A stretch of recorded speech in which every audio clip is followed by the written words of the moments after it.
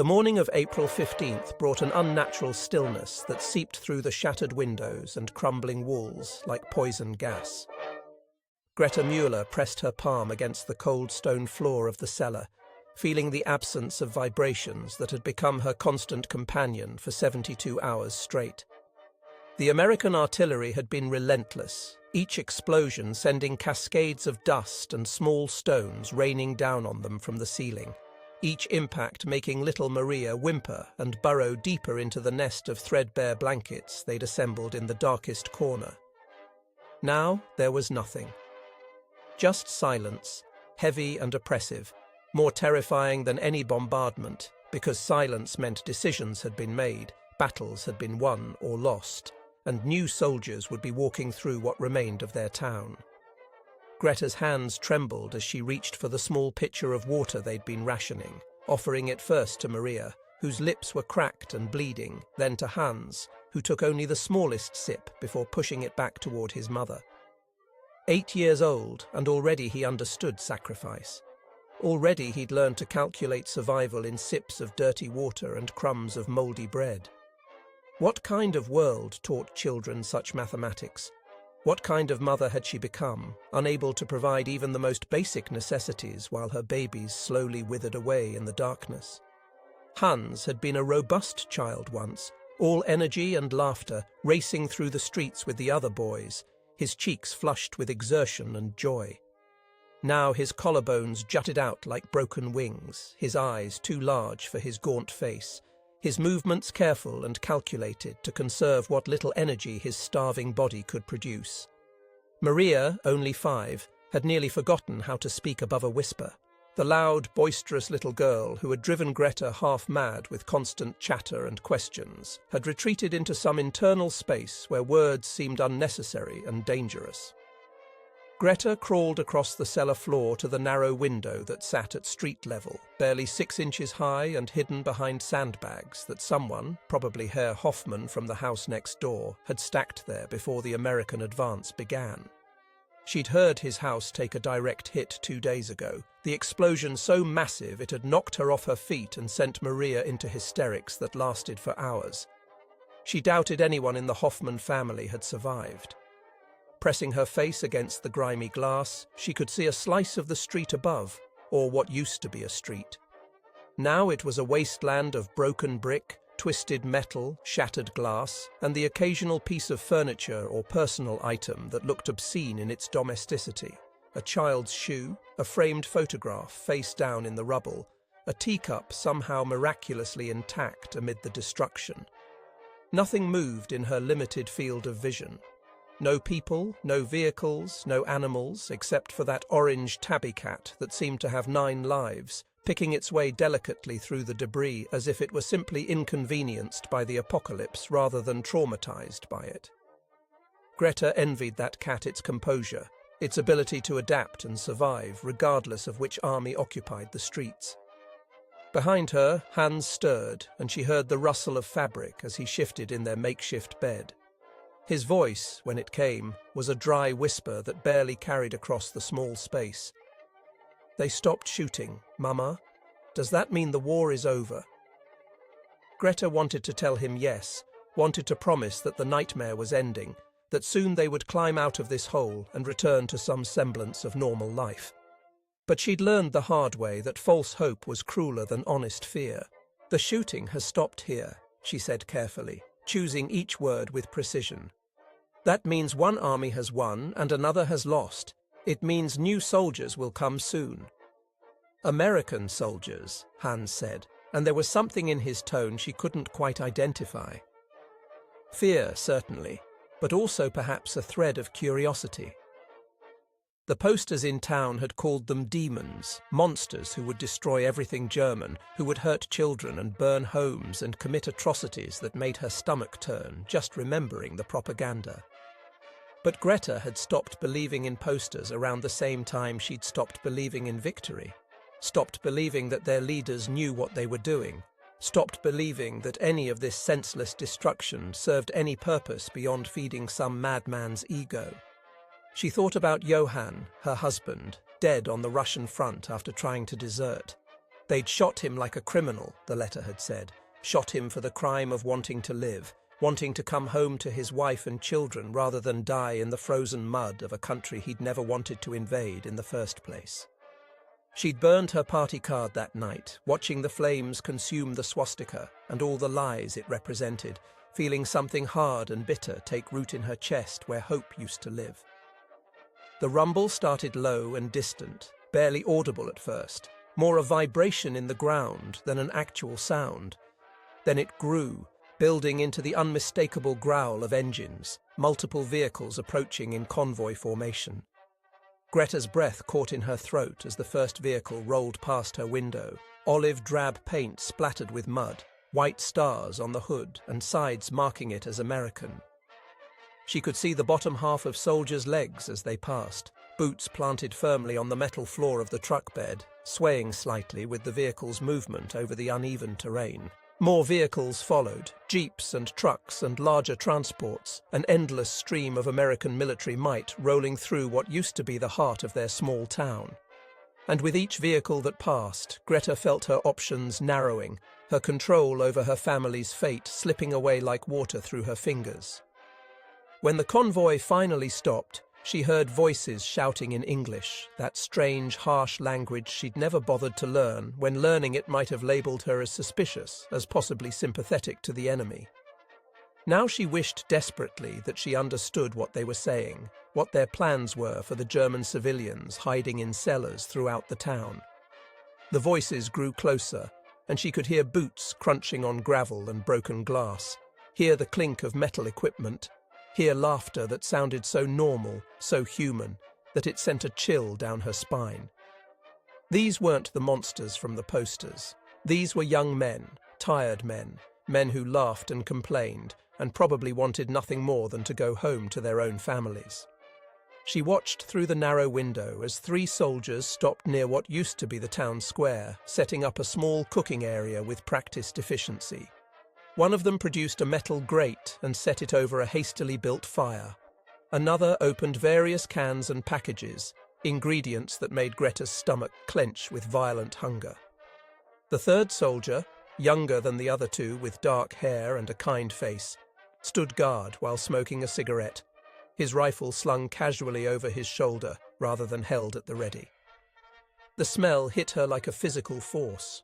Real food, cooking food, the rich, complex aroma of meat and vegetables and spices she couldn't identify, smells she'd nearly forgotten existed after months of turnip soup and stale bread that was more sawdust than wheat. Her mouth flooded with saliva so quickly she had to swallow hard to keep from gagging. Behind her, she heard Hans whimper, a sound of such desperate longing that it broke her heart all over again. "Mama," he breathed, his voice cracking. "I can smell it. Real food." "Stay here," Greta commanded, putting every ounce of authority she could muster into her voice. "Stay hidden. Stay quiet. We don't know yet if they're safe." But Hans was already moving, his skeletal frame pulling itself upright with determination that terrified her. 8 years old and so thin she could count every vertebra in his spine through his torn shirt, and he was standing up, swaying dangerously on legs that had grown weak from malnutrition and lack of use.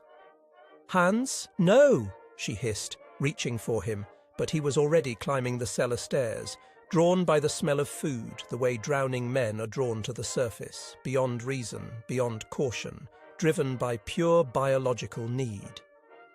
Greta's heart hammered against her ribs as she watched her son push open the cellar door and stumble into the harsh morning light.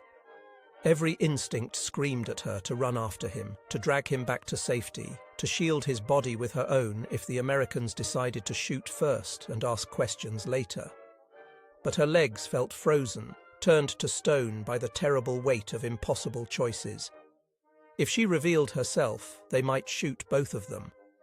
If she stayed hidden, she might have to watch her son die while Maria clung to her in the darkness below. What kind of choice was that for a mother to make? What kind of world forced such decisions? Through the window, she watched Hans emerge fully onto the street, blinking in the sunlight that must have seemed blinding after so many weeks in the dim cellar. He looked like something from a nightmare, pale as a ghost, clothes hanging off his frame in rags, his hair matted and filthy, his movements jerky and uncertain. A ghost child, she thought wildly. That's what her beautiful boy had become. A ghost haunting the ruins of the life they'd once known. 50 meters away, near the cooking fire, one of the American soldiers noticed him. The dark-haired one, the young one who'd been smoking. He said something sharp to his companions, pointing toward Hans, and all 3 soldiers turned to stare at the German boy swaying in the middle of the destroyed street. This was it, Greta thought, her hands gripping the windowsill so hard her knuckles went white. This was the moment when the propaganda would prove true or false, when she would learn whether Americans were the monsters they'd been warned about, or simply men who'd been fighting too long and seen too much death. The dark-haired soldier lowered his rifle, setting it carefully against a pile of rubble.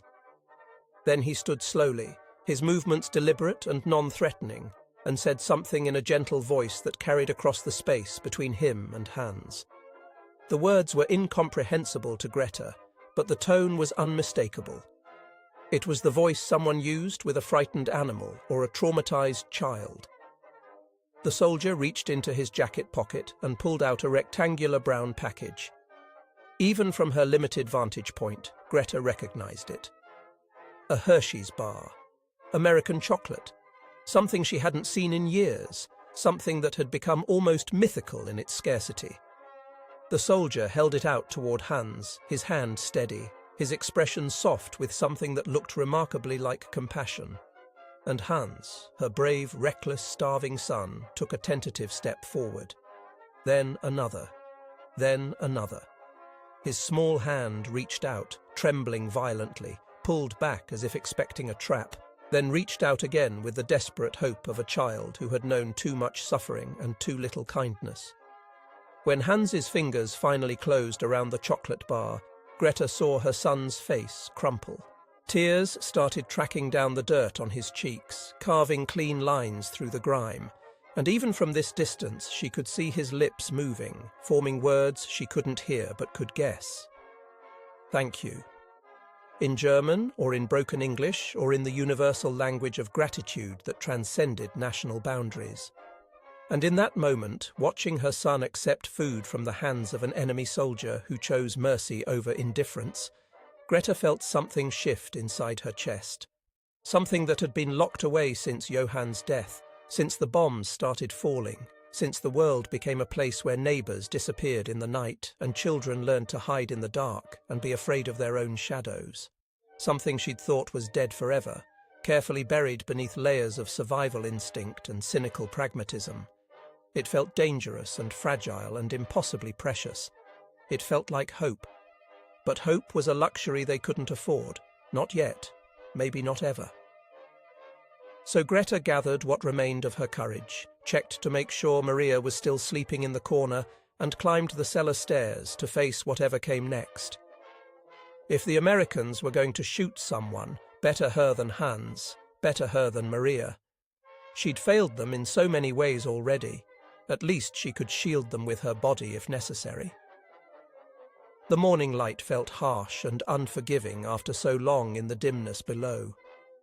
Greta squinted against the brightness, raising one hand to shade her eyes while the other automatically smoothed down her dress, a futile gesture of dignity in the face of absolute degradation. The dress was filthy, torn in several places, patched and repatched until more of it was repair work than original fabric. Her hair hung limp and greasy, her hands were crusted with dirt, and she probably smelled terrible, though she'd long since stopped being able to detect her own odour. The American soldiers turned to watch her approach, their hands moving to their weapons but not quite drawing them. She raised both her hands slowly, palms out, the universal gesture of surrender, of peace, of please. "Don't shoot me, I'm not a threat." Hans stood between her and the soldiers, chocolate smeared across his mouth, his eyes wide with a mixture of joy and terror, torn between the instinct to run to his mother and the desperate need to protect his precious treasure. "Hans," she called softly, keeping her voice level despite the fear hammering in her chest. "In German," she said, "it's all right. Come to me slowly. Don't run. Don't make any sudden movements." The dark-haired soldier who'd given Hans the chocolate took a step forward, and Greta's muscles tensed, preparing to throw herself between him and her son. But he simply held up one hand in a calming gesture, then pointed to himself and said clearly, "Eddie. Eddie Kowalski." His pronunciation was strange, foreign, but Greta had heard enough Polish names in her life to recognize the Eastern European roots. Kowalski, a Polish name, which meant this American soldier came from immigrant stock, possibly from a family that had fled the very wars and pogroms that had carved up Europe long before the current madness. She pointed to herself, fighting to remember the English words she'd learned in school decades ago, when the world had seemed so much simpler and learning English had been about opportunity rather than survival. "Greta," she managed. "Greta Müller." Then she pointed to Hans and added, "Mein Sohn, my son." Eddie nodded, seeming to understand, and said something that included the word safe. He gestured toward the cooking fire, toward the food, and Greta's stomach twisted with such violent hunger she nearly doubled over. When had she last eaten? 2 days ago? 3? Time had become fluid in the cellar, marked only by the rhythm of artillery fire and the slow gnawing of starvation in her belly. One of the other soldiers, a man with kind eyes and sergeant stripes on his sleeve, stepped forward and spoke in what sounded like Spanish-accented English. His gestures made his meaning clear, even when his words didn't. Food. They were offering food. Pride warred with desperation in Greta's chest. She wanted to refuse, wanted to tell them she didn't need charity from the army that had destroyed her town, that had killed her neighbours, that represented everything that had gone wrong with the world. But Maria was still in the cellar, too weak now to even climb the stairs, and Hans was staring at that cooking pot with eyes that held nothing but hunger. And what was pride worth when your children were starving? She nodded once, sharply, then gestured toward the cellar entrance. "Maria," she said, hoping they would understand. "Kleine Mädchen, little girl, another child." Eddie's expression shifted immediately, concern replacing caution. He said something to the sergeant, who nodded and ladled stew into 2 metal mess kits. Eddie approached Greta slowly, offering her one of the kits with both hands, as if presenting a gift rather than rations. The smell made her dizzy with longing. Real meat, real vegetables, spices she couldn't identify but that triggered memories of better days, of family dinners around a full table, of life before everything fell apart. "Danke," she whispered, accepting the bowl with hands that shook so badly she nearly dropped it. "Thank you. Thank you. Thank you." Eddie handed the second bowl to Hans, who clutched it like the precious treasure it was, his fingers tight around the metal, as if afraid someone might try to take it away. Then Eddie gestured toward the cellar, raising his eyebrows in question. He wanted to see Maria, Greta realized. Wanted to make sure the other child was real, that this wasn't some elaborate German trick. She couldn't blame him for that caution. She wouldn't have trusted her either. Greta led the way back down into the cellar, acutely aware of Eddie following behind her, of his presence in their small space of refuge and desperation. The cellar looked even worse, seeing it through a stranger's eyes. The piles of dirty blankets, the bucket they used for waste, the small pile of mouldy bread crusts and rotten turnips that represented their entire food supply, the walls streaked with moisture and mould, the pervasive smell of human misery and slow decay. Maria lay curled in the corner exactly where Greta had left her, so still that for one terrible moment Greta thought the worst had happened. Then the little girl stirred, her eyes opening to take in the strange soldier standing in their cellar, and her face crumpled with terror. She tried to scream, but managed only a hoarse whimper, scrambling backward until her back hit the wall and she could retreat no further. Eddie immediately stepped back, raising both hands to show he meant no harm. He said something soft in English, then pulled another chocolate bar from his pocket and set it carefully on the ground before backing toward the stairs. The message was clear. He wasn't a threat. He was offering food, not violence, help, not harm. Greta gathered Maria into her arms, feeling the child's rapid heartbeat against her chest, feeling every rib and every vertebra through the thin fabric of Maria's dress. She whispered reassurances in German, nonsense words about safety and kindness and how everything would be all right, lies that mothers told their children to make the unbearable bearable. She fed Maria first, tiny, careful spoonfuls of stew, making sure the little girl didn't eat too quickly and make herself sick. Hans hovered nearby, already halfway through his own portion, eating with single-minded focus that would have been funny in different circumstances. Every few bites he would pause and say something to his sister, sharing his joy at the taste of real food, describing flavors she needed to hurry up and experience. By the time both children had finished eating, Eddie had returned to the street above, giving them privacy for this small moment of humanity. But Greta could see his shadow at the top of the cellar stairs, standing guard, protecting them from the other soldiers who might not be so understanding, might not be so kind. That first night after the Americans arrived, Greta lay awake in the darkness, listening to her children breathe. Real breathing, not the shallow gasps of starvation. Full breathing, fed breathing. Hans clutched the empty chocolate wrapper like a talisman, and Maria had finally spoken above a whisper, asking in a tiny voice if the nice soldier would come back tomorrow with more food. Greta didn't know how to answer that. She didn't know if Eddie's kindness was an anomaly or a pattern, didn't know if tomorrow would bring more mercy or would reveal that today had been nothing but a brief reprieve before whatever came next. So she simply said maybe, and held her children close and tried not to think about all the ways the world could still hurt them. Private Eddie Kowalski sat by the dying fire long after the other men had turned in for the night, staring at the empty mess kit he'd given to the German boy and trying to reconcile what he'd seen today with everything he'd been taught about the enemy. For 3 years, the army had drilled into him that Germans were the adversary, the force they needed to defeat, the people responsible for this entire catastrophic war. And that was true in a way. But it was also incomplete, a story that left out crucial chapters about the difference between governments and people, between those who made wars and those who suffered them. The boy's face kept flashing through his mind. That skeletal frame, those enormous eyes, that desperate reaching for the chocolate bar as if it were salvation itself. Eddie had seen that expression before, though not on German faces. He'd seen it in his grandmother's old photographs, in the haunted looks of immigrants arriving at Ellis Island, in the faces of his own relatives who'd fled Poland with nothing but the clothes on their backs and the hope that America might offer them a chance at survival. His grandmother's voice echoed in his memory, thick with her Polish accent that never quite disappeared despite decades in Detroit. "You feed hungry people, Eddie. You don't ask them where they come from first. You don't check their papers. You just feed them, because that's what separates humans from animals. That's what makes us worthy of the life God gave us."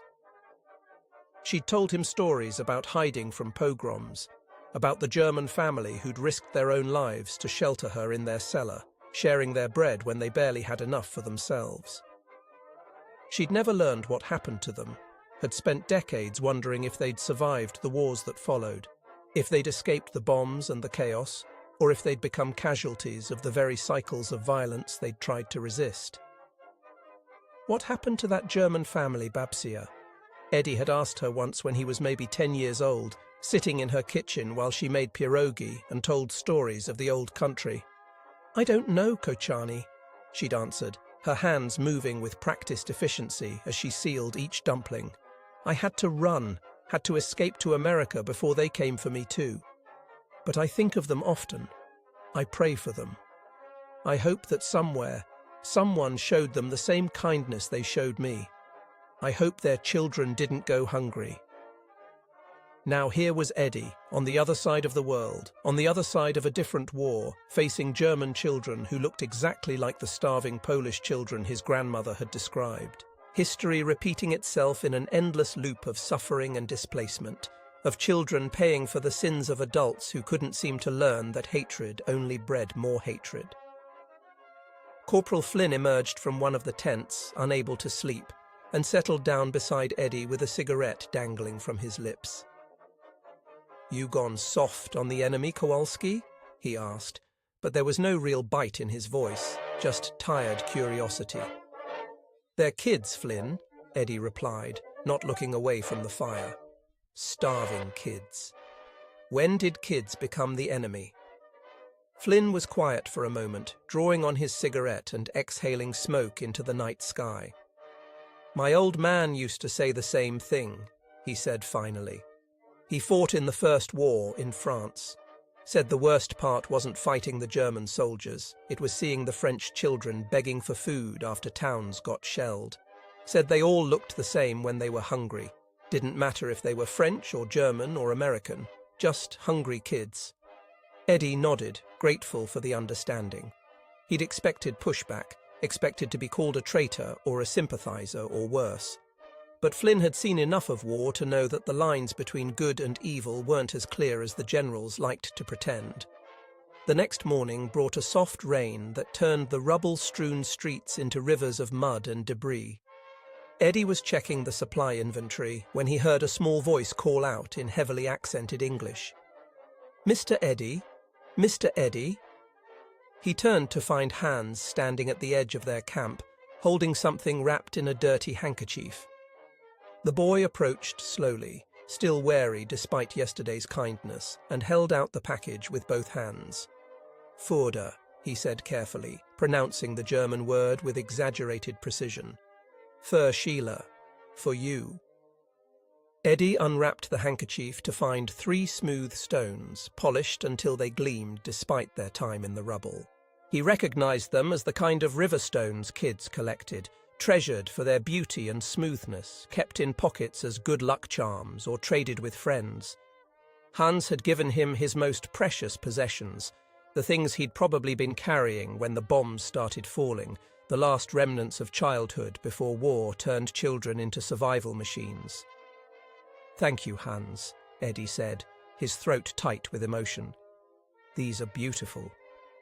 He made a show of examining each stone carefully, holding them up to catch the weak morning light, treating them with the reverence they deserved. Hans beamed, his whole face transforming with pride and pleasure, looking for just a moment like the carefree child he should have been allowed to be. Over the following days, their unlikely friendship deepened.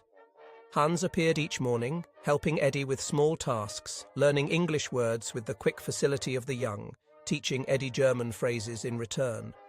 The boy was bright, curious, full of questions about America and what it was like there, whether they had bombings and rations and soldiers in every street. "No bombings," Eddie told him, trying to imagine his hometown through Hans's eyes.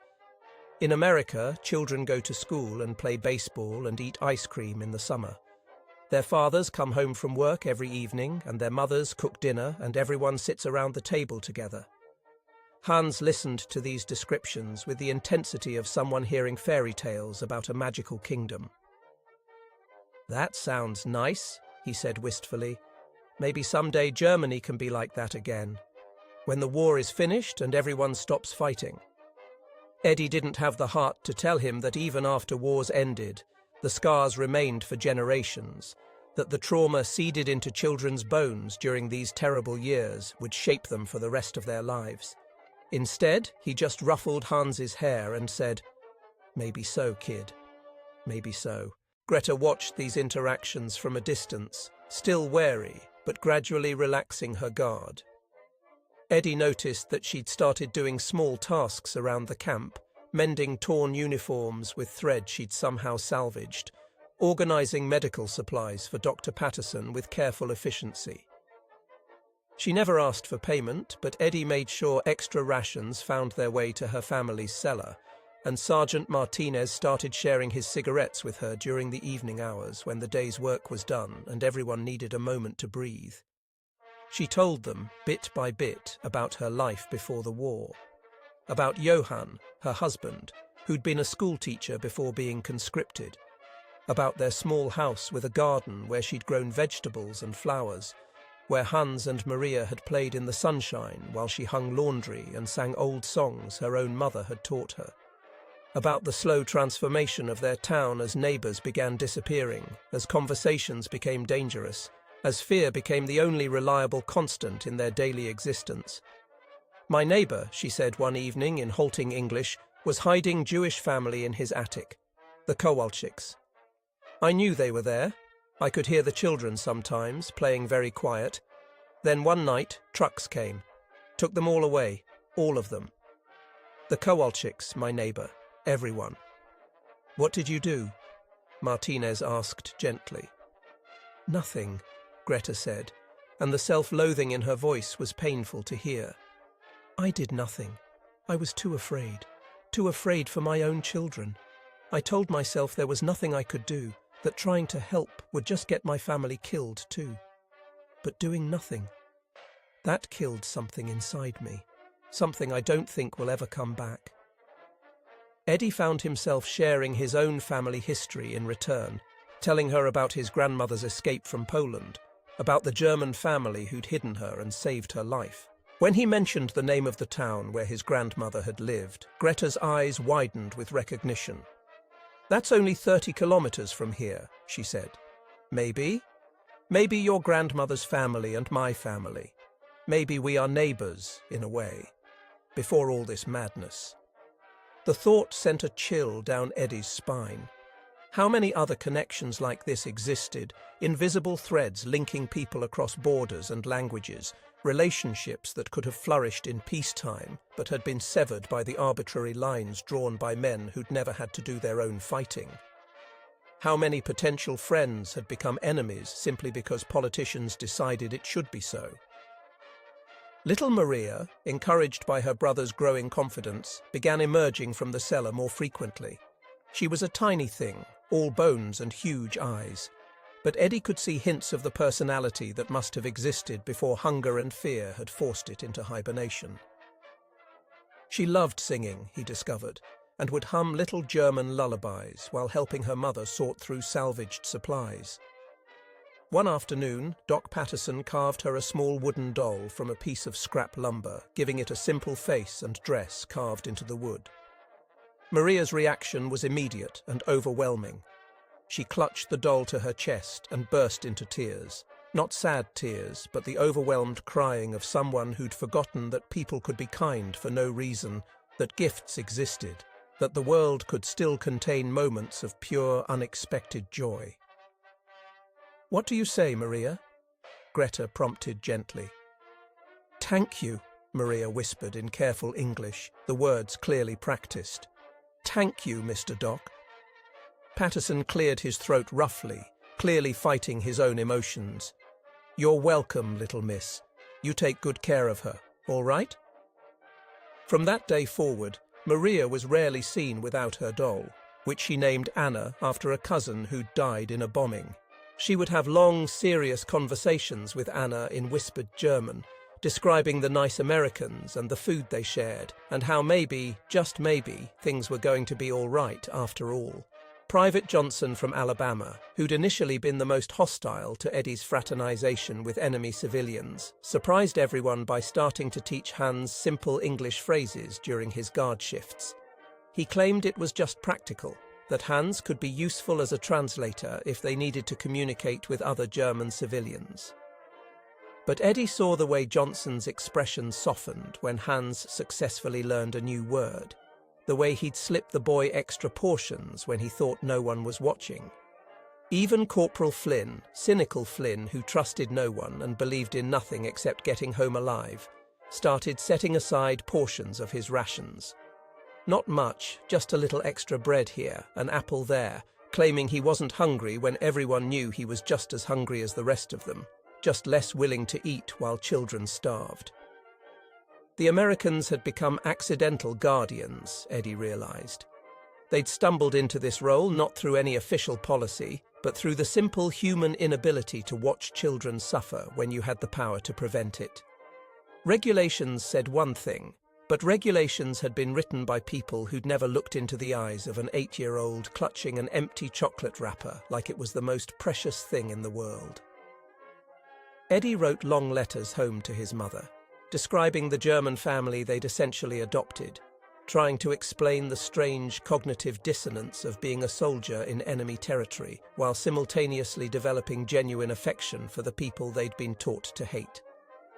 His mother's response, when it finally arrived via military post, was unequivocal. "Your Babcia would be proud of you," she wrote in her careful Polish-inflected English. She always said that the war is between the men who give orders, not between the people who suffer them. Feed them, Eddie. Feed them like she was fed. This is how we break the cycles. This is how we remember that before we are German or American or Polish, we are human beings. And human beings take care of the children.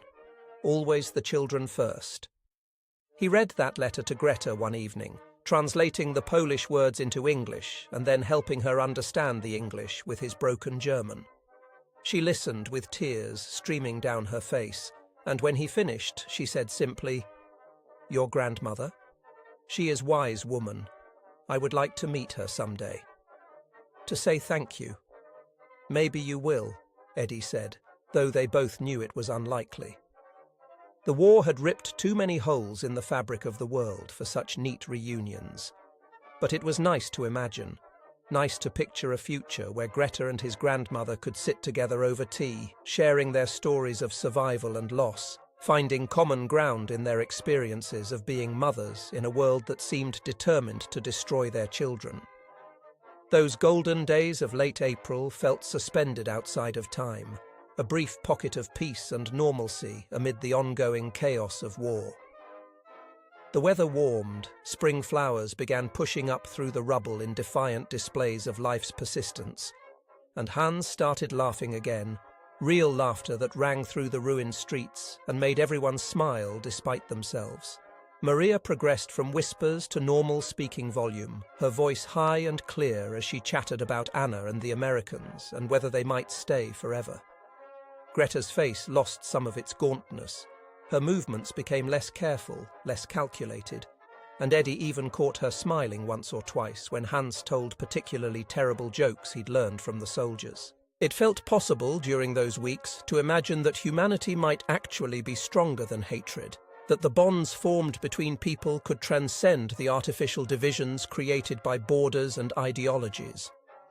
Eddie began to think that maybe, just maybe, they were building something important here, something that could be a model for how the world might work when the fighting finally stopped.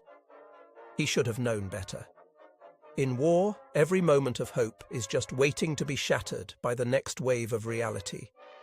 Lieutenant Blake arrived on a Monday morning that started like any other, with Hans helping Eddie clean rifles while Maria sang softly to her doll and Greta worked on mending a torn tent panel.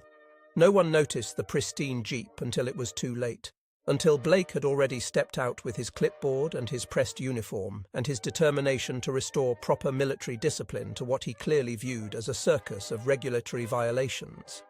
The transformation was immediate and brutal. Within minutes, Blake had assembled the men into formation, his voice sharp with authority and disapproval as he outlined the new policies. No fraternization with German nationals, no sharing of military supplies, no aid to enemy civilians beyond what was strictly mandated by international law.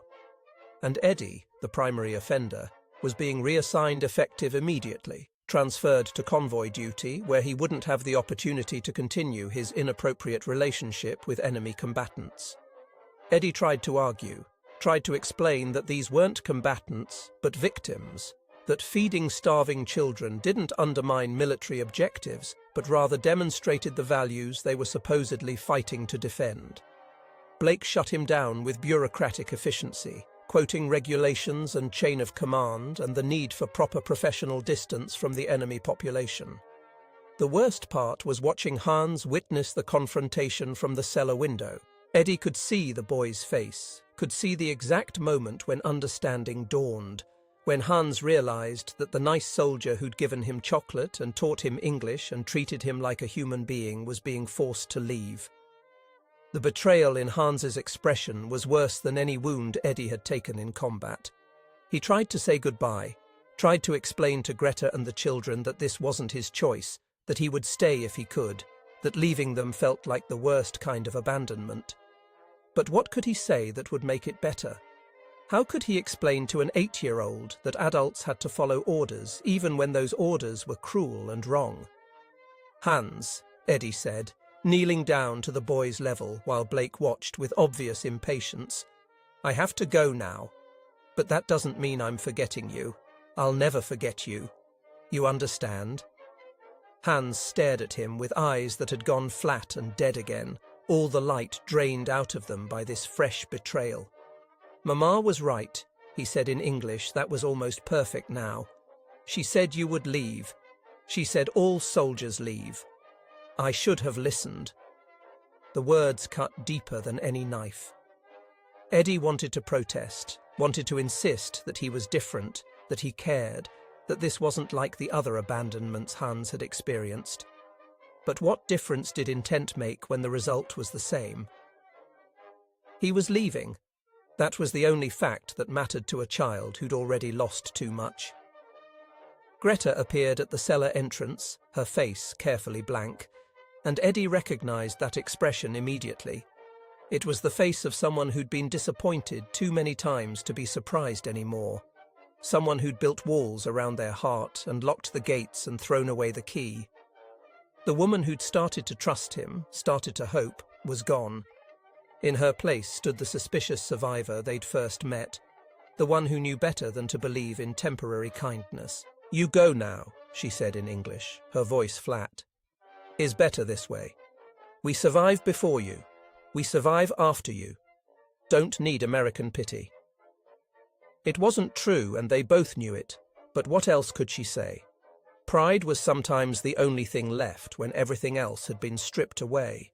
And Eddie understood that she was trying to protect her children from further emotional damage by pretending this had never mattered, that his presence had been a convenience rather than a connection. He gathered his belongings in numb silence, stuffing his duffel bag with the possessions that suddenly felt meaningless. His grandmother's letters, the smooth stones Hans had given him, a photograph of his family back in Detroit. These things that were supposed to anchor him to who he was and what he stood for felt like hollow mockeries in the face of what he was being forced to do. The convoy departed at dawn the next morning, a line of trucks rolling through the grey pre-dawn light while fog clung to the ruined streets like ghosts. Eddie sat in the back of a transport truck, watching through the canvas opening as their temporary camp grew smaller and finally disappeared from view. The last thing he saw was a small figure standing at the cellar window, holding an empty chocolate wrapper and not waving goodbye. For 3 weeks, Eddie moved through his new duties like a machine, performing tasks with mechanical efficiency while feeling absolutely nothing.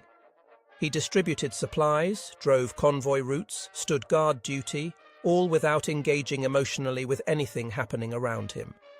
The other soldiers left him alone, recognizing the signs of someone processing trauma in the only way available in wartime.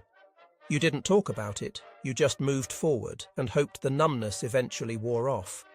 But at night, lying in whatever bunk or foxhole had been assigned to him, Eddie couldn't stop thinking about Hans and Maria and Greta. Couldn't stop wondering if they were getting enough to eat now that his rations weren't supplementing their intake. Couldn't stop imagining Hans going back to that starved, hollow look, Maria retreating into silence again, Greta's face hardening further as she learned for the 1000th time that hope was dangerous and trust was a luxury only fools could afford. He wrote letters he knew he couldn't send because he didn't have an address, and even if he did, fraternizing with enemy civilians was still forbidden. Pages and pages of apologies, explanations, stories about his grandmother and why he'd tried to help them and how sorry he was for leaving. He burned most of them, watching the paper curl and blacken in campfires, but kept one letter tucked inside his jacket pocket like a talisman. "Someday," he told himself. "Someday when this is all over, I'll find them again and I'll deliver this letter and I'll make them understand that I never wanted to go." It was his mother's letter that finally broke through the numbness. It arrived on a Tuesday, carried by the same supply convoy that brought fresh rations and ammunition and orders for the next advance. Eddie opened it, expecting the usual maternal concern, updates about his siblings and neighborhood gossip and reminders to stay safe.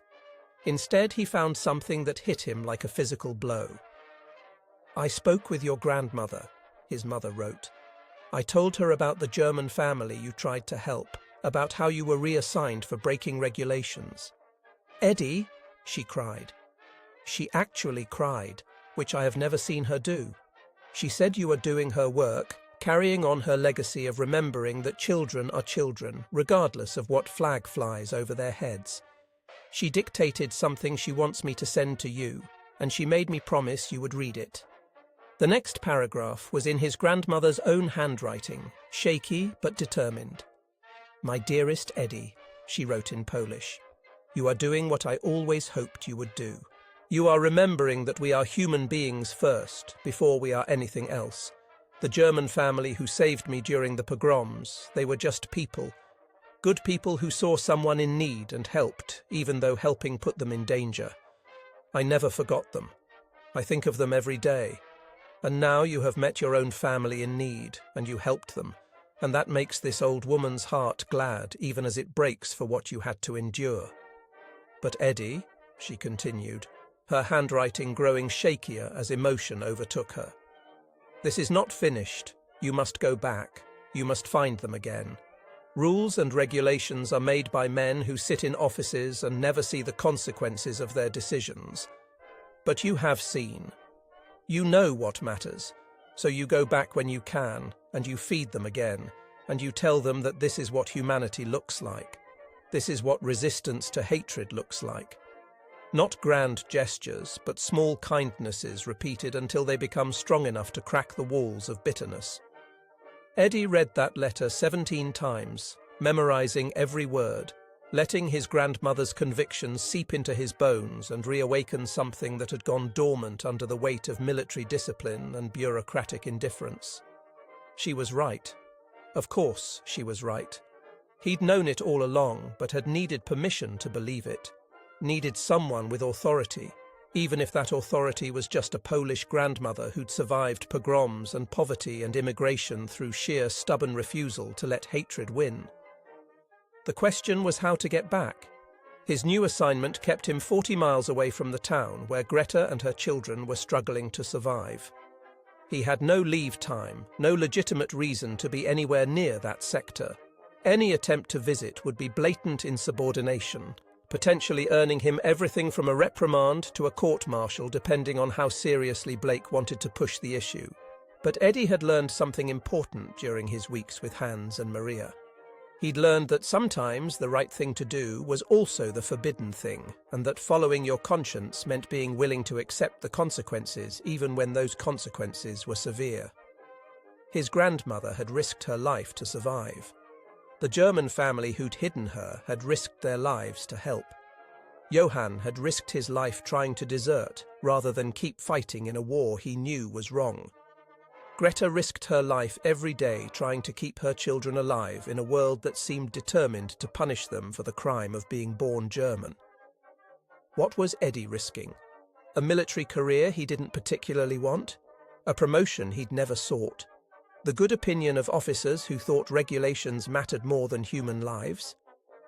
When he looked at it that way, the choice became absurdly simple. It took 2 weeks of careful planning and calling in favours from sympathetic soldiers to arrange a convoy route that would take him within walking distance of the town. He traded his cigarette rations for gasoline, bartered his extra socks for a jerry can he could strap to his back, promised Private Johnson he'd bring back some of the German coffee that was supposedly better than the American stuff they'd been drinking. He was burning every bridge and cashing in every chip he had, but it felt right in a way that following orders had never felt.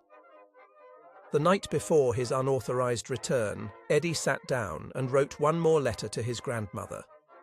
This time he knew he'd send it, because if he didn't make it back from this particular act of insubordination, someone needed to know why he'd done it and what he'd been trying to accomplish.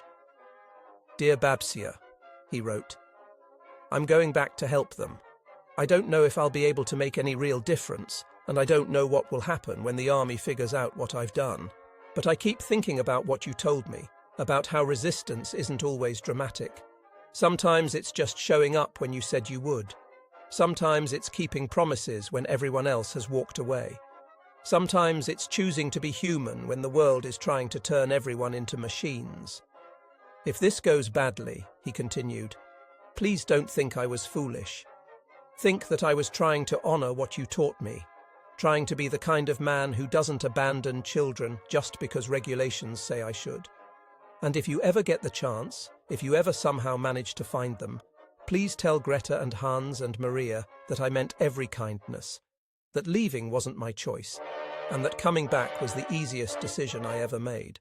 He signed it simply. Your loving grandson, Eddie, sealed it in an envelope addressed to his mother's house in Detroit, and left it with his few possessions in case he didn't return. Then he took his jerry can of gasoline, his backpack full of liberated rations, and his determination to prove that humanity was stronger than bureaucracy, and he started walking through the German countryside under cover of darkness, navigating by stars and memory and the desperate hope that he wasn't already too late. Greta woke that morning to silence once again, but this time it was a different kind of silence. Not the terrifying absence of artillery, but the heavy quiet of resignation and defeat. 3 weeks since Eddie had left, since the Americans had stopped sharing their rations, since Lieutenant Blake had established his new regime of proper military distance and appropriate allocation of resources. They were dying again, slowly but surely. The meagre supplies she'd managed to salvage weren't enough to sustain 3 people. Hans had started giving most of his portions to Maria, and Greta had started giving most of hers to Hans, and the mathematics of starvation had reasserted itself with inevitable cruelty. But worse than the hunger was the silence. Hans had stopped talking almost entirely, retreating into the same internal space he'd inhabited before Eddie's arrival. Maria had gone back to whispers, clutching her wooden doll and telling Anna stories about the nice soldiers who used to bring chocolate but had left, because that's what soldiers always did. And Greta had felt the last remnants of hope die in her chest, calcifying into bitter acceptance that this was simply how the world worked. People showed you kindness as a temporary respite, then took it away once they got bored or inconvenienced or reminded by their superiors that compassion wasn't covered in the regulations. She couldn't even be angry about it. Anger required energy she no longer had. Instead, she just felt tired, bone-deep exhausted in a way that had nothing to do with physical hunger and everything to do with the crushing weight of trying to keep her children alive in a world that seemed actively hostile to their survival. The decision came to her in the grey hour before dawn, the same time of day when all terrible decisions seemed to make sense. They couldn't survive in the cellar anymore. The food was gone, the water was running low, and Maria's cough had returned with a vengeance, a wet racking sound that kept all of them awake at night and made Greta think about tuberculosis and pneumonia and all the ways children died when they lacked adequate shelter and nutrition and medical care. So they would surrender themselves to the Americans, not to Eddie, who was gone, but to whoever was in charge now. Maybe they would be sent to a prison camp. Maybe they would be sent somewhere else. But at least in an American facility there would be food, perhaps medical attention for Maria, perhaps a chance for Hans to be a child again instead of a tiny adult bearing the weight of impossible choices. She dressed the children in their least dirty clothes, braided Maria's hair with fingers that shook only slightly, and picked up the wooden doll that had become Maria's most precious possession. This would be the last decision she would make for her family. After this, their fate would be in American hands, for better or worse, and at least she wouldn't have to watch them slowly starve in the darkness anymore. The walk to the American checkpoint felt endless, though it was barely a quarter mile. Every step required conscious effort, her muscles weak from malnutrition and her spirit weaker still from the accumulated trauma of months living in constant fear. Hans held Maria's hand with gentle firmness, helping his little sister navigate the rubble-strewn street, murmuring encouragement when she stumbled. The checkpoint appeared through the morning fog like something from a nightmare. Barbed wire, sandbags, armed soldiers watching their approach with expressions ranging from curiosity to suspicion. Greta opened her mouth to deliver her carefully rehearsed speech in broken English, to surrender herself and her children to whatever fate awaited them. But before she could speak, a familiar voice called out from behind them, hoarse and breathless and more beautiful than any sound she'd ever heard. "Mrs. Müller? Hans? Wait!"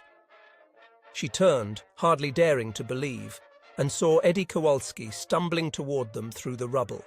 He looked terrible, filthy and exhausted, his uniform torn and his face haggard, a jerry can strapped to his back and a bulging backpack threatening to pull him off balance. But his eyes were bright with something that looked remarkably like joy, and he was smiling despite his obvious exhaustion. "Eddie," Greta whispered, unable to process what she was seeing. "You came back?" "I came back," he confirmed, closing the distance between them with halting steps. "I'm sorry it took so long. I had to figure out how to do it without." He paused, clearly searching for German words he didn't know, then gave up and just said, without getting in trouble, "But I'm here now, and I brought food and water and—" He stopped again, this time because Hans had launched himself at Eddie's legs, wrapping his thin arms around the soldier's knees and sobbing with relief so profound it shook his entire frame. "You came back," Hans kept repeating in German. "You came back, you came back, you actually came back." Eddie dropped to his knees, setting down his burdens and gathering the boy into his arms with a gentleness that made Greta's throat close with emotion. "Of course I came back," he said, switching between English and broken German. "Did you think I would forget you? Did you think I would just leave and never wonder how you were doing?" "Mama said you wouldn't come back," Maria piped up, her voice small but clear. "She said soldiers always leave and never come back. She said we shouldn't be sad because that's just how the world works." "Well, your mama was wrong this time," Eddie said gently, looking up at Greta with eyes that held understanding and forgiveness for her cynicism. "I'm a soldier, yes, but I'm also a human being. And human beings keep their promises when they can, even if it takes a while to figure out how." Other American soldiers had begun gathering at the checkpoint, watching this reunion with varying expressions of confusion and interest. Sergeant Martinez was there, Greta noticed, and his face split into a wide grin when he recognized them. "Well, I'll be damned," Martinez said. "Kowalski, you crazy son of a bitch, you actually did it. You actually came back for them." Eddie stood, keeping one hand on Hans's shoulder, as if afraid the boy might vanish if he let go. He reached into his backpack and started pulling out supplies, rations and water bottles and a small medical kit. "For Dr. Patterson," he explained. "For Maria's cough." I remembered she was sick, and I thought... He trailed off, then just pushed the supplies into Greta's hands. "These are for you, all of it. And there's more coming because I called in about 50 different favors and pissed off at least a dozen people. But I don't care anymore because some things are more important than regulations."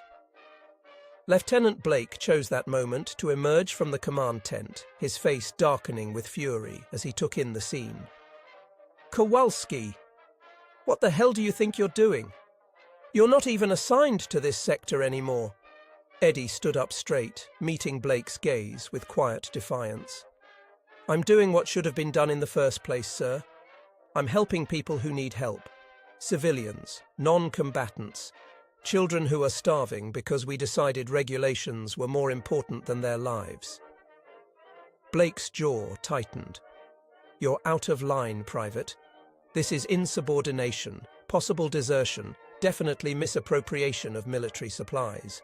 I could have you court-martialed for this." "Then do it, sir," Eddie replied calmly. "Court-martial me. Write me up. Do whatever you think you need to do. But first, read this." He pulled a folded letter from his jacket pocket, the one his grandmother had written, and held it out to Blake. "It's from my grandmother," he explained. "She's a Polish immigrant who was saved by a German family during the pogroms. They fed her when she was starving. They hid her when soldiers came looking. They risked their lives because they believed that some things, like feeding hungry children, matter more than politics or nationality or what your commanding officers tell you is allowed. Blake took the letter with obvious reluctance, his eyes scanning the shaky handwriting while the gathered soldiers watched in silence. Greta could see his expression shift as he read, could see the exact moment when the words began to penetrate his armor of regulations and proper military procedure. When Blake finally looked up, his face had lost some of its rigid anger. He looked tired suddenly, older, like a man confronting truths he'd been trying to avoid. "Your grandmother," he said slowly, "wrote that feeding these children is an act of resistance." "Resistance to what?" "To hatred, sir," Eddie replied quietly. "To the idea that following orders is more important than being decent human beings. To the notion that we can defeat evil by becoming heartless ourselves." Blake was silent for a long moment, the letter still in his hands, his internal struggle visible in the tightness around his eyes and mouth. Finally, he handed the letter back to Eddie and said, "I have a son, back home in Georgia. He's about this boy's age." He gestured toward Hans, who was watching the exchange with wide eyes, clearly understanding that something important was being decided even if he didn't follow all the English words. "If my son was starving in a ruined city," Blake continued slowly, "and enemy soldiers had the power to feed him, I would want them to choose mercy over regulations. I would want them to see him as a child first and an enemy second." He paused, then added, "Maybe I've been wrong about what proper discipline looks like in situations like this." The gathered soldiers released a collective breath, the tension that had been building suddenly diffusing. Martinez stepped forward, his face carefully neutral. "Sir, if I might make a suggestion? We've got surplus rations from the last supply drop, more than we need for our current unit size. Seems a shame to let good food go to waste when there are hungry civilians in the area. For humanitarian purposes, of course. Completely by the book." Blake's lips twitched, almost forming a smile. By the book. Of course. He looked at Eddie, then at Greta and her children, then back at Eddie. "Kowalski, you're still insubordinate and reckless and a pain in my ass. But you're also right. We're the United States Army. We're supposed to be the good guys. Hard to make that claim if we're letting kids starve." He turned to address the assembled soldiers. "Effective immediately, we're establishing a civilian aid program for non-combatant Germans in this sector. Food distribution, basic medical care, whatever we can spare. Sergeant Martinez will coordinate the logistics. Any man who has a problem with this can take it up with me directly." No one moved to object. In fact, several soldiers were already reaching for their own supplies, offering rations and water and clothing they could spare. The wall that Blake had tried to build between soldiers and civilians was crumbling, brought down not by force, but by the simple human inability to ignore suffering when you had the power to alleviate it. Eddie helped Greta and her children back to the cellar, carrying supplies that would last them for weeks. As he set down the last box of rations, Hans tugged on his sleeve. "Mr. Eddie, will you stay this time, or will you have to leave again?" Eddie looked at the boy, at the hope and fear warring in his expression, and made a promise he wasn't entirely sure he could keep, but that he knew was necessary anyway. "I'll stay as long as I can, Hans. And when I do have to leave, it'll be because the war is over and we're all going home. Not because someone decided you weren't worth helping." "Mama was wrong then," Maria said matter-of-factly. "Soldiers don't always leave. Some of them keep their promises." Greta felt tears streaming down her face, hot and unchecked, the first real tears she'd allowed herself since Johann's death. These weren't tears of grief or despair, but something more complicated, relief and gratitude, and the tentative rebirth of hope that had been dead for so long she'd forgotten what it felt like. "Thank you," she said to Eddie in English, the words inadequate but the only ones she had. "Thank you for coming back, for remembering us." "For?" She couldn't finish, couldn't find words in English or German for what he'd given them. It wasn't just food or safety or the promise of continued support. It was the restoration of her faith that human beings could choose kindness over convenience, could see past uniforms and flags and all the artificial divisions that separated them, could recognize shared humanity even in the midst of war. "My grandmother always said," Eddie replied, "that the most important thing we can do is remember we're human beings first. Everything else, American, German, soldier, civilian, all of that comes second. You would have done the same for my family if the situation was reversed." "I hope so," Greta said. "I hope I would have been brave enough. But I don't know. I wasn't brave enough before. When my neighbors needed help, I did nothing." "You're doing something now," Eddie pointed out. "You're surviving. You're keeping your children alive. You're accepting help when it's offered, even though pride probably tells you to refuse. That's brave in its own way." Over the following weeks, the relationship between the American soldiers and the German civilians evolved from charity into something more like community. Children began appearing from other cellars and bombed-out buildings, drawn by the smell of cooking food and the rumor that the Americans were safe, that they shared their rations and didn't hurt people, and sometimes even smiled. Doc Patterson set up an informal medical clinic, treating infections and malnutrition and the countless small injuries that accumulated when you lived in rubble. Martinez organized a distribution system that ensured every known family in the area received regular rations. Johnson started teaching English lessons to a growing class of German children who saw language skills as their ticket to a better future. Even Flynn, cynical Flynn who trusted no one, could be found most evenings playing makeshift soccer with a crowd of kids using a ball someone had constructed from rags and string.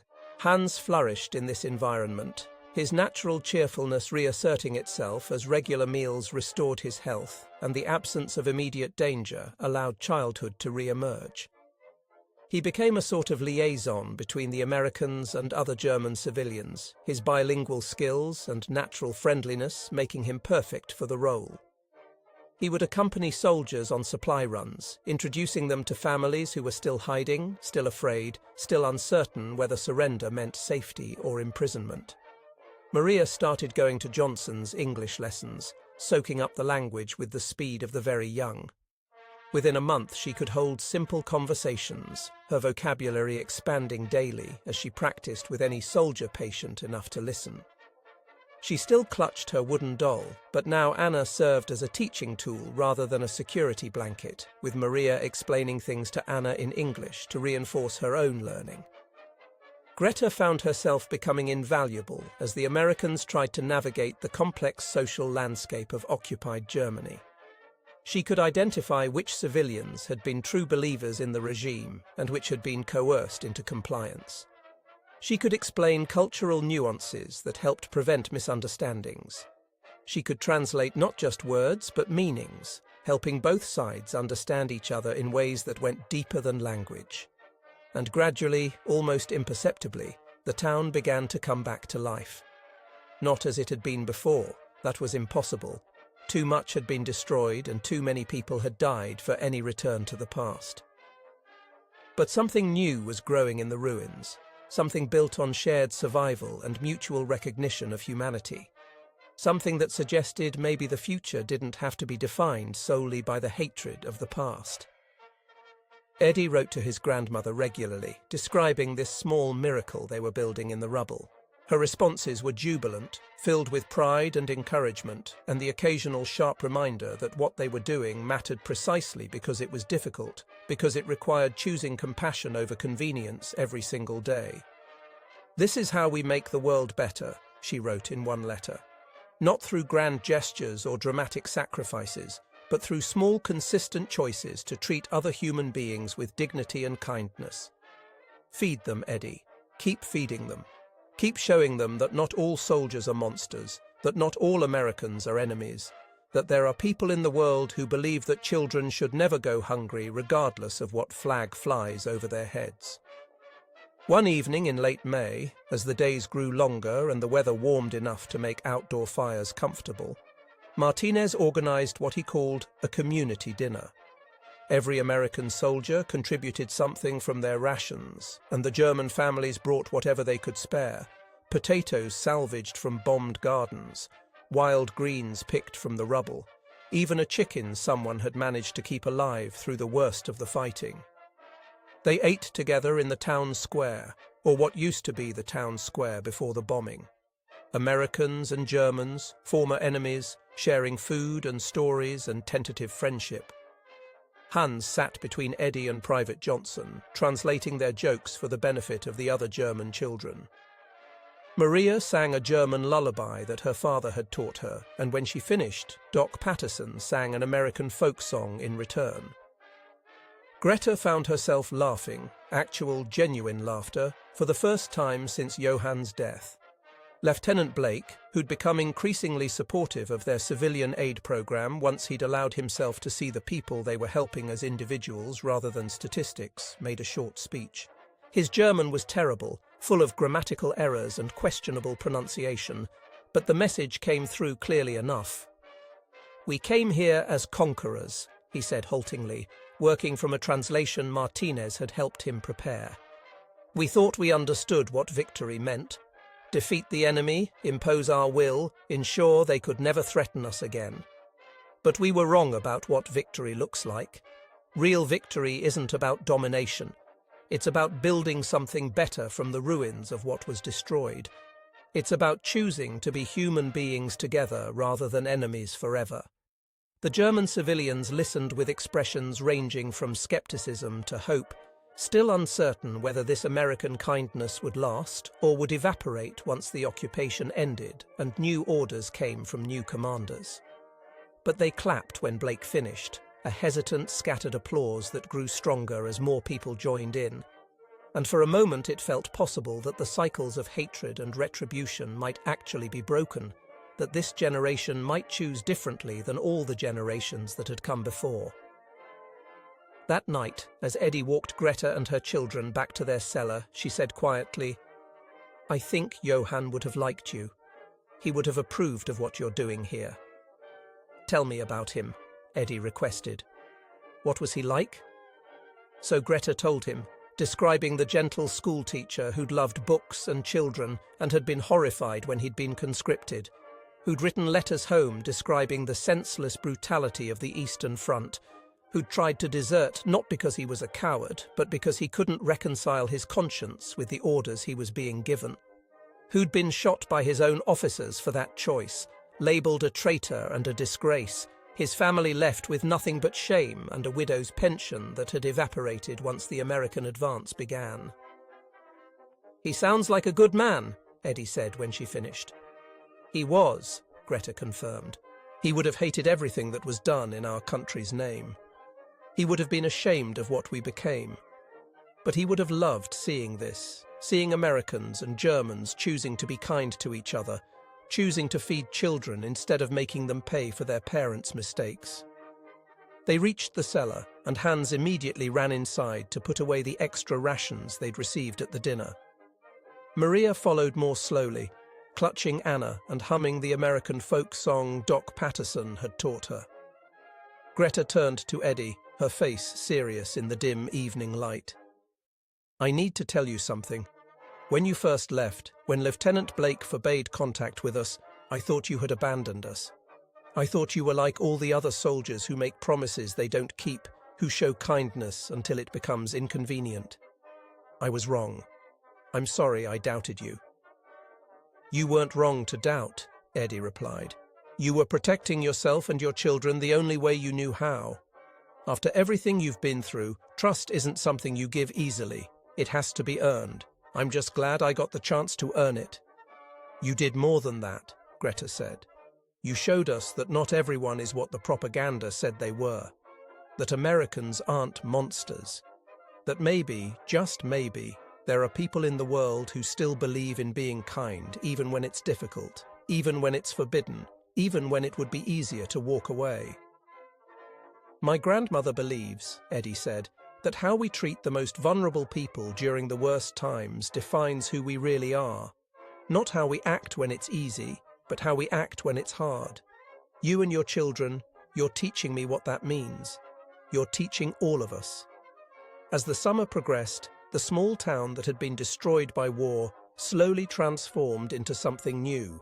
Not a return to what had been, that was impossible, too much had been lost, but a reimagining of what could be, a community built on the ashes of hatred with the unlikely foundation of former enemies choosing humanity over history. More civilians emerged from hiding, encouraged by the reports of American kindness filtering through the grapevine. More children appeared in Johnson's English classes. More families began the slow, painful work of rebuilding, not just their homes, but their lives and their hopes for a future that might be different from the past. And through it all, Eddie kept his promise. He stayed, he helped, he showed up day after day, teaching Hans how to play baseball, helping Martinez with supply distribution, learning German words from Greta while teaching her English in return, reminding everyone through his consistent presence that some promises, the important ones, were meant to be kept regardless of the obstacles. On the morning of May 8th, when news arrived that the war in Europe had officially ended, that Germany had surrendered unconditionally, that the fighting was finally over, the reaction in their little community was complex. Relief, certainly, that the killing had stopped, but also uncertainty about what came next, about what peace would mean for Germans under Allied occupation, about whether the kindness they'd experienced from these particular American soldiers would translate into policy at higher levels of command.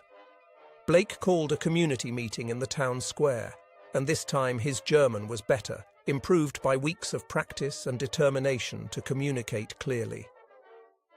"The war is over," he told the assembled civilians.